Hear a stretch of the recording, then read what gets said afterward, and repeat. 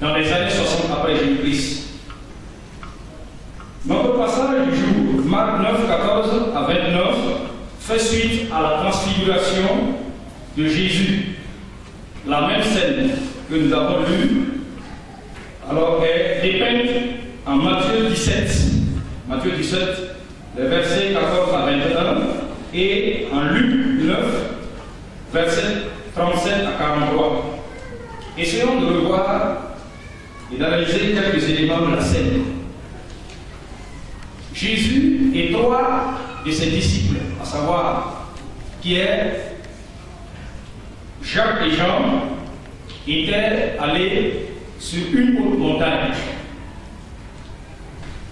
Et là, les trois disciples qui accompagnaient Jésus ont eu la grâce de Dieu.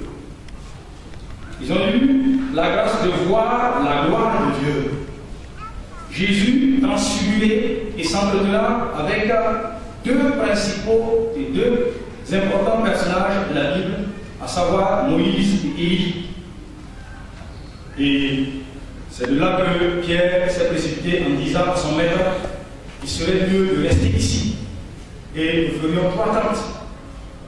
Une pour Moïse, une pour Élie et une pour toi. Sachant que, bien sûr, là où Jésus est, eux aussi seront là-bas. Donc, quand effectivement on voit cette scène de la transfiguration, on ne peut être que ébahi. On est vraiment rempli de joie. Mais au bas de la montagne, dans la vallée, se trouvaient les autres disciples, à savoir les 9 autres. Ils formaient un groupuscule à part. Il y avait aussi les docteurs de la loi, les scribes, ces hommes qui savent décortiquer la parole de Dieu, qui connaissent la parole et qui veillent à ce qu'aucune virgule ne se perde. Alors, il y avait aussi la foule. Mais il y a également un père qui était là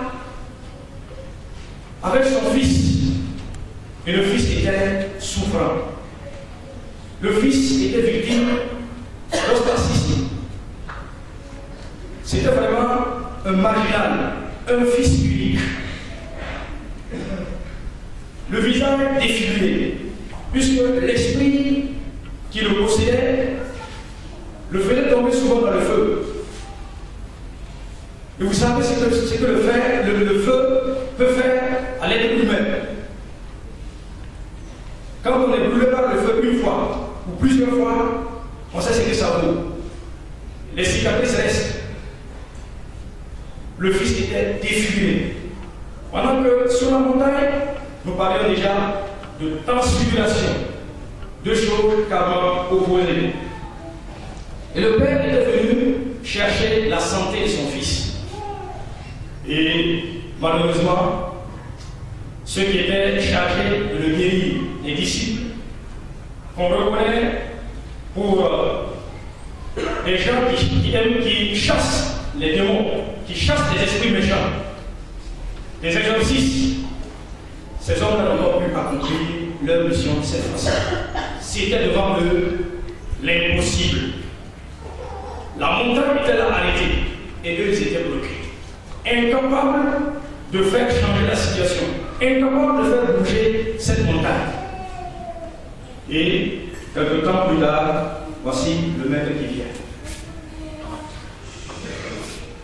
Dans le premier groupe, là où se trouvait Jésus, les disciples étaient vraiment contents. Je suis dans la joie, car le Seigneur m'a libéré. Je suis dans l'émotion. Donc, avec tout ce qu'ils ont vu, ils pouvaient que chanter comme ce que nous chantions. Chanter leur joie. Chanter ce qu'ils ont observé. Et pourtant, dans le second groupe, au bas de la montagne, alors, c'était le désespoir. Le désespoir s'était installé, au point que des discussions ont surgi. Effectivement, vous savez que les scribes, ils observaient de près tout ce que Jésus faisait. Et de connivence avec les autres opposants de Jésus, ils cherchaient tout moyen pour le discréditer. Et pour l'avoir, alors ces gens-là ont fait de l'échec des disciples un sujet de discussion. Et on discutait. Eux-mêmes n'ont pas la solution, les disciples n'ont pas la solution, le Père non plus, mais on discute, au point que les voix s'élèvent. Et quand Jésus s'approchait, c'est vrai que Jésus connaît lire les cœurs, mais peut-être qu'il y avait aussi les voix qui s'élevaient, et Jésus vient et demande de quoi discutez-vous avec eux.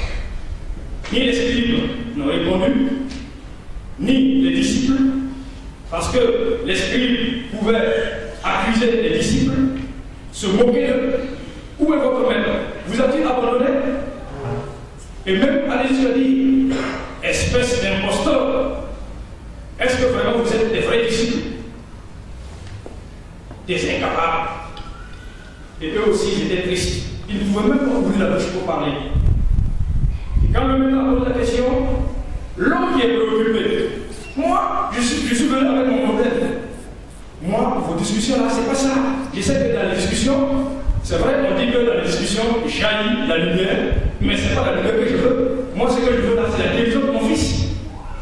C'est lui qui a eu le courage. Et il est venu. Si on consulte les auteurs des évangiles, il est venu se prosterner devant le Christ. Et il a exprimé son besoin. Mais, dans sa prière, il y avait une différence. Il dit, si tu peux. Vous voyez, ce qui montre que ni les disciples n'avaient foi, c'est vrai, selon ce que Jésus a relevé, mais ni aussi le Père de l'enfant. Lui aussi n'avait pas non plus la foi. Alors, premier élément que nous allons maintenant examiner. Jésus nous demande de croire devant l'impossible. Quand Jésus s'est enguéri de l'objet de leur discussion, sa réaction fut de relever premièrement l'état du cœur des disciples, leur manque de foi vis-à-vis de Dieu. Dans la version d'Abi, il est écrit « Ô génération incrédule ». C'est ce que Jésus a dit. Race incrédule, ou peuple incrédule, ou génération incrédule. Dans Matthieu et dans Luc, il est rapporté aux générations incrédules et perverses. C'est des paroles dures. Et si nous nous mettions à la place des disciples, si nous n'avons pas accompli, nous n'avons pas pu accomplir notre mission, et le Seigneur, au lieu de venir nous encourager, il parle de la sorte, qu'est-ce que nous allons dire? On serait encore plus plongé dans les découragements.